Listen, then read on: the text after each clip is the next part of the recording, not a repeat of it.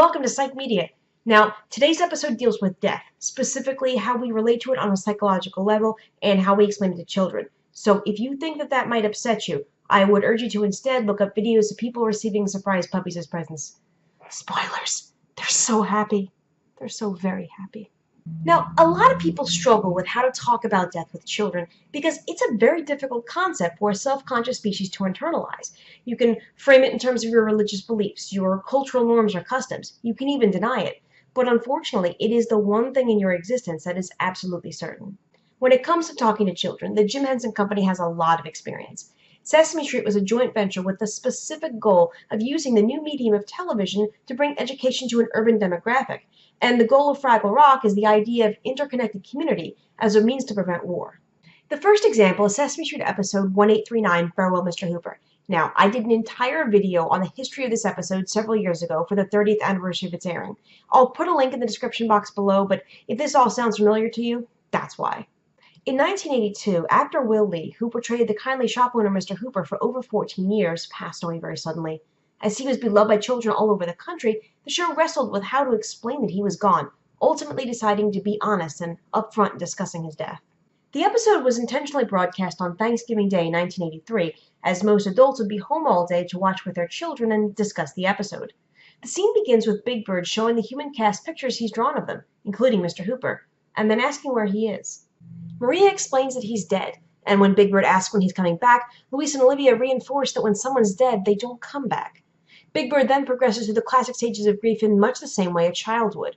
Remember that in Sesame Street canon, Big Bird is only about 5 or 6 years old. Bob then tells him that they were lucky to have known Mr. Hooper and still have wonderful memories to think about whenever they miss him. The scene was filmed in a single take, as the actors broke down and were unable to film any pickup shots, and the Daytime Emmys has included this in their top 10 defining moments of daytime television. A very real concern when discussing death with children is that they might become fixated on the idea, fearing the death of parents, loved ones, friends, or even themselves.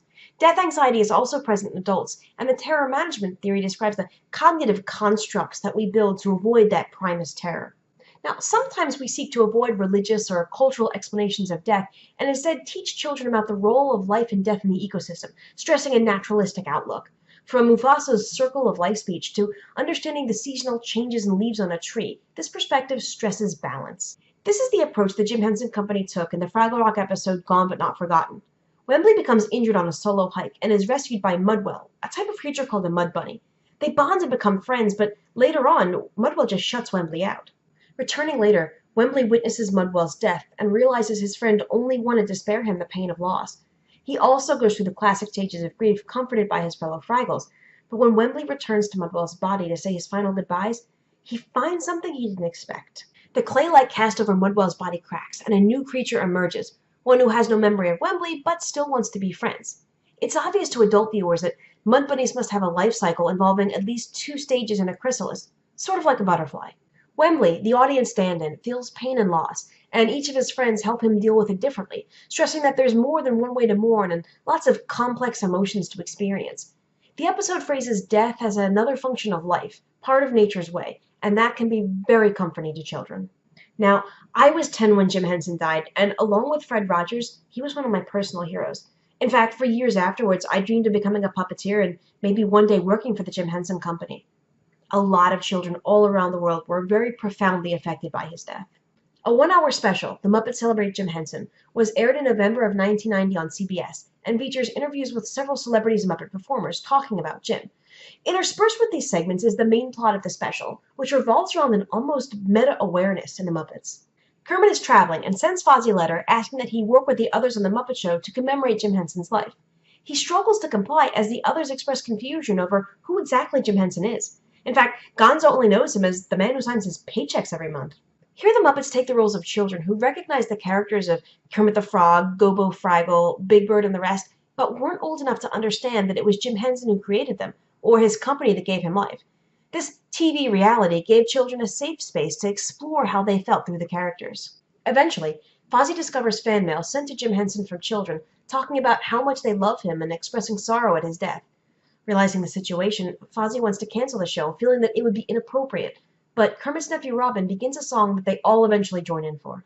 At this point, Kermit returns, congratulating everyone on their perfect tribute, and addresses the audience directly, saying the show would go on because that's what the boss would want.